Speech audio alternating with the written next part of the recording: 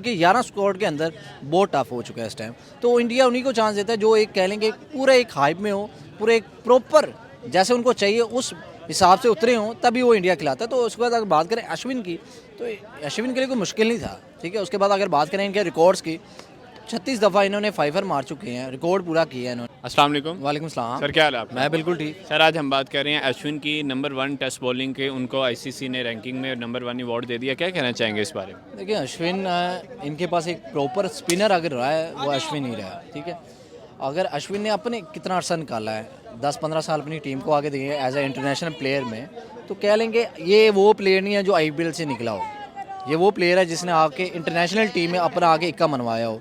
और इंडिया में कि आप टीम में देख लें 11 का स्कोर जाता है, पीछे 100 और बैठे होते हैं, ठीक है। इंडिया में खेलना उनके 11 स्क्वाड के अंदर बहुत टफ हो चुका है इस टाइम। तो इंडिया उन्हीं को चांस देता है जो एक कह लेंगे पूरे एक हाइप में हो, पूरे एक प्रॉपर जैसे उनको चाहिए उस हिसाब से उतरे हों, तभी वो इंडिया खिलाता है। तो उसके बाद अगर बात करें अश्विन की, तो अश्विन के लिए कोई मुश्किल नहीं था, ठीक है। उसके बाद अगर बात करें इनके रिकॉर्ड्स की, 36 दफ़ा इन्होंने फाइवर मार चुके हैं, रिकॉर्ड पूरा किया है इन्होंने, आगे 100 मैचेस खेले हैं आई थिंक। तो कह लें कि इंडिया के लिए मजाक है। अब फाइवर मारना इंडिया के लिए ये है कि बस कह लें कि हम यहाँ से बिरयानी की चम्मच आखिरी ख़त्म करके आप रायता पीते हैं ना, इनके लिए वो हिसाब है कि इनके लिए कोई भी चीज़ मुश्किल नहीं है। तो अगर अश्विन की बात करें तो अश्विन जैसा स्पिनर में है इंडिया के पास, जितना भी आज तक खेले हैं, आज तक अश्विन जैसा मैंने प्लेयर नहीं देखा। सर देखें जिस तरीके से उन्होंने कमबैक किया, उनके ऊपर बैन लगाया गया, पर इस तरीके से आके प्लेयर जब कमबैक करता है और उसकी इतनी अच्छी कारकर्दगी दिखाना, तो आप इस बारे में क्या कहेंगे? देखें आप बात कर लें यहाँ पे मोहम्मद शमी की, कितनी एलिगेशन लगाई गई, फैमिलीज़ के थ्रू डिप्रेशन के मरीज़ रहे, लेकिन जैसे आगे कमबैक किया दुनिया ने उसको देखा। वो अगर बात करें अश्विन की, अश्विन में थोड़ी एलिगेशन रही कि उनके स्टाइल के ऊपर थोड़ा सा इशू बना, लेकिन उन्होंने अपने आप को सुधार के दोबारा टीम में आगे जगह बनवाई और अपने जो एक रिकॉर्ड्स है वो उनको बरकरार रखा। अगर अपनी बात करें सईद अजमल की, क्या किया हमने, एलिगेशन लगी हमने उसको बैठा दिया, मोहम्मद आमिर पे लगी है जुआरी की तोहमत लगी, उसको हमने बैठा दिया। देखिए हम ज़ाया करते हैं, इंडिया ज़ाया नहीं करता, इंडिया यूटिलाइज़ करना जानता है। बेशक वो जुआरी है जो भी है, अगर वो सुधरने की तरफ आगे है, देखें हर जगह ये है कि अगर कोई अपनी गलती मान के ये कहता है ना कि यार मैं सेट हो जाऊंगा, मैं अब गलती नहीं करूंगा, उसको दोबारा चांस आप दे सकते हैं। तो इंडिया इस टाइम ये है कि उनके पास कोई ऐसा प्लेयर है जैसे अश्विन है, इनके पास एलिगेशन लगी, स्टाइल की थोड़ी प्रॉब्लम है, उन्होंने उस पर मेहनत की, उसकी जो स्टाइल थी उस पर पूरा फोकस करके पूरा उसको सुधारा, वापस अपनी टीम में लेके आए, जो उसकी जगह उसको वो जगह वापस दी भी, ये सबसे बड़ी बात है। सर अगर हम इंडियन बॉलिंग की बात करें तो इस टाइम वर्ल्ड के अंदर तकरीबन जो पाकिस्तान एक दौर में माना जाता था कि अच्छी बॉलिंग है, पर इंडिया इस टाइम जो है वो बड़ा कंपटीशन देता नज़र आ रहा है। देखिए इंडिया कंपटीशन किसी को नहीं दे रहा, पहली बात तो ये, क्योंकि इंडिया कह लेंगे एक लेजेंड बैठा होता है ना, लेजेंड के साथ किसी का कोई मुकाबला नहीं चाह रहा था, मुकाबला किनके साथ चाह रहा था, जो उनसे निचली टीमें होती हैं। तो इंडिया इस टाइम कह लेंगे सबका ग्रैंडफादर बन चुका है, बाकी सारी टीमें उसके नीचे हैं, वो आपस में कर रही हैं कंपैरिजन, आपस में कर रही कंपटीशन।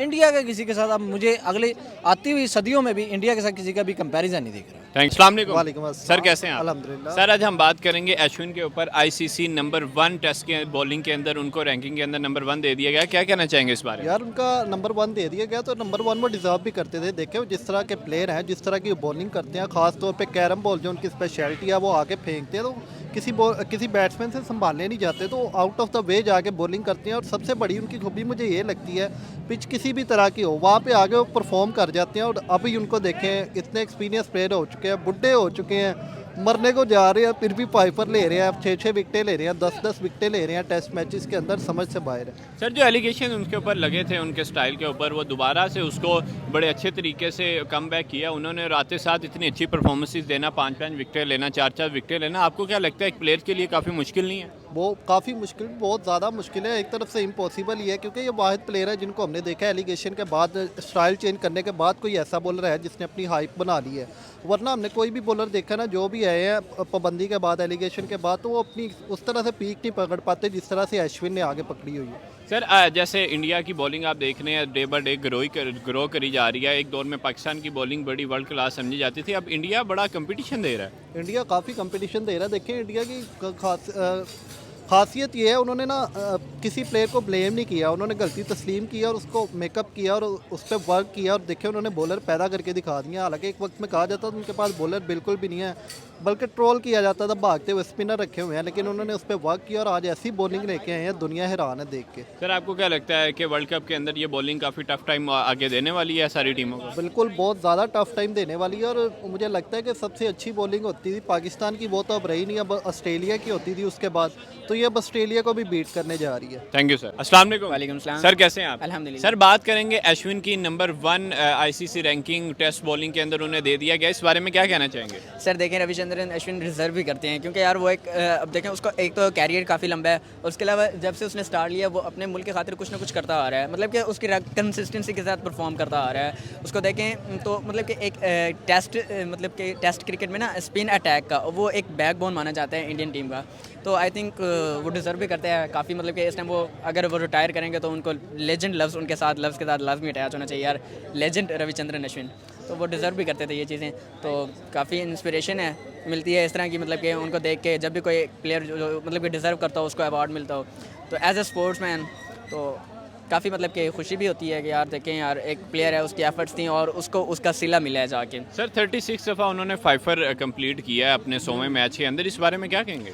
सर देखें सबसे ज़्यादा बड़ी बात तो ये है कि 100 मैचेस के ज़्यादा मैचेस नहीं है, मतलब कि 100 मैचेस में से आप 36 दफ़ा आपने 5 विकेटें ली हो, तो that's amazing sir, mind blowing. और आपको क्या लगता है कि जो नए आने वाले बॉलर हैं उनके लिए कोई नया बड़ा हैवी ट्रेंड नहीं सेट किया जा रहा कि अगर कोई नया बॉलर बड़ा बनना चाहता है तो उसको 36 मैचों में फाइफर मारने पड़ेंगे? बिल्कुल जी ऐसे ही है। देखें ये तो एक मतलब कि एक टारगेट सेट करके गए हैं ना, एक रिकॉर्ड बना के गए हैं, तो अब ये नए प्लेयर्स के लिए लाइक अब इंडियन प्लेयर्स की मैं बात करूँ तो उसमें अभी रिसेंटली जो कुलदीप यादव खेल रहे हैं और चहल खेल रहे हैं, पाकिस्तान में अगर बात करें तो शादाब खान, और इन प्लेयर्स के लिए बाकी अगर हम देखें तो और भी काफ़ी डिफरेंट कंट्रीज़ के जो स्पिन अटैक के बॉलर्स हैं, तो उनके लिए मतलब कि एक बड़ा टारगेट सेट करके गए हैं, तो उनके लिए बेहतर यही है कि यार इसको इस टारगेट को अचीव करें, मतलब कि तोड़ें उसके बाद। सर आपको क्या लगता है कि इंडियन बॉलिंग जो है वो काफ़ी हाइप पे जा रही है इस टाइम? एक दौर में पाकिस्तान की बॉलिंग इतनी अच्छी वर्ल्ड नंबर 1 समझी जाती थी, अब इंडियन बॉलिंग काफ़ी ग्रो कर गई, इस बारे में क्या कहेंगे? यार देखें इंडिया बॉलिंग पता है क्यों ग्रो करती है, उसमें वो आईपीएल से ही मतलब कि उनकी वो ना कहते हैं ना कि मैन्युफैक्चरिंग उनकी बहुत अच्छी हो जाती है, उनकी प्रिपरेशन, उनको प्रिपेयर मेंटली उनको प्रिपेयर किया जाता है, उनको ईच एंड एवरीथिंग उनको फैसिलिटेट किया जाता है प्रॉपर तरीके से, जिस तरह मतलब कि एक स्पोर्ट्समैन डिज़र्व करता है ना कि मतलब कि उसकी जिस तरह की नशोनुमा होनी चाहिए, उनको उस तरह का इन्वायरमेंट एटमॉस्फेयर प्रोवाइड किया जाता है। अनफॉर्चुनेटली वो पाकिस्तान में नहीं है, इसीलिए हमें नज़र आता है कि वो सेम शादाब खान है, वही T20 खेल रहा है, वही वनडे खेल रहा है, वही टेस्ट खेल रहा है, लेकिन इंडिया में ये चीज़ नहीं है। अभी इंडिया आपने देखा होगा रिसेंटली तीनों फॉर्मेट में नंबर 1 पे आ चुका है। उसकी रीज़न क्या है, इंडिया के तीनों फॉर्मेट की टीमों में मतलब कि 11 के 11 प्लेयर्स हमें डिफरेंट नज़र आते हैं। ये नहीं है कि हमारा सेम कैप्टन है, सेम प्लेयर्स हैं, सेम बॉलर्स हैं, वो हर फील्ड के लिए एक बंदे को मतलब कि अब एक टेस्ट प्लेयर है ना, तो उसको उसी हवाले से ही उसको मतलब कि शुरू से लेके आते हैं, उसकी मतलब कि नशोनुमाही उसी तरीके से होती है, उसकी प्रिपरेशन उस हवाले से की होती है। तो बाकी मेन चीज़ ये है उनका आईपीएल एक मेगा ब्रांड है, उसके वर्ल्ड कप के बाद हमें कोई बड़ा लीग नज़र आती है तो आईपीएल ही है। तो आईपीएल में जो बंदा एक दफ़ा परफॉर्म कर ले, क्योंकि आईपीएल में हर तरह का प्लेयर हमें नज़र आता है, जिस तरह मतलब कि इंडिया के यंग प्लेयर्स को मौका मिलता है, अपॉर्चुनिटी होती है उनके लिए कि वे सीनियर प्लेयर के साथ ऑल ओवर द वर्ल्ड के जितने भी प्लेयर्स हैं उनके साथ खेलें, परफॉर्म करें और उनसे एक्सपीरियंस गेन करें।